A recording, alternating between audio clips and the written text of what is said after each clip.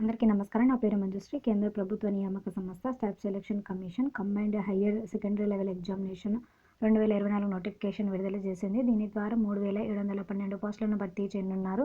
Post వచ్చేసి lower division clerk మరియు data entry operator. వీటికి అర్హత వచ్చేసి ఇంటర్మీడియట్. వయసు వచ్చేసి 18 నుంచి 27 సంవత్సరాల మధ్య ఉండాలి. రిజర్వేషన్ ఆధారంగా వయసులో సడలింపు ఉంటుంది. దరఖాస్తు ఫీజు వచ్చేసి జనరల్ అభ్యర్థులు అయితే ₹100 చెల్లించాలి. రిజర్వ్డ్ కేటగిరీ అభ్యర్థులు అయితే ఎటువంటి ఫీజు చెల్లించనక్కర్లేదు. దరఖాస్తు విధానం అనేది ఆన్లైన్లో చేసుకోవాలి. ఆన్లైన్ దరఖాస్తుకు చివరి తేదీ వచ్చేసి మే 7వ తేదీ. ఎంపిక విధానం వచ్చేసి టైర్ 1, టైర్ 2 ఎగ్జామ్స్ని నిర్వహిస్తారు. పోస్ట్ను అనుసరించి స్కిల్ టెస్ట్ లేదా టైపింగ్ టెస్ట్, డాక్యుమెంట్ వెరిఫికేషన్ మరియు మెడికల్ ఎగ్జామినేషన్ ఆధారంగా అభ్యర్థులను ఎంపిక చేస్తారు.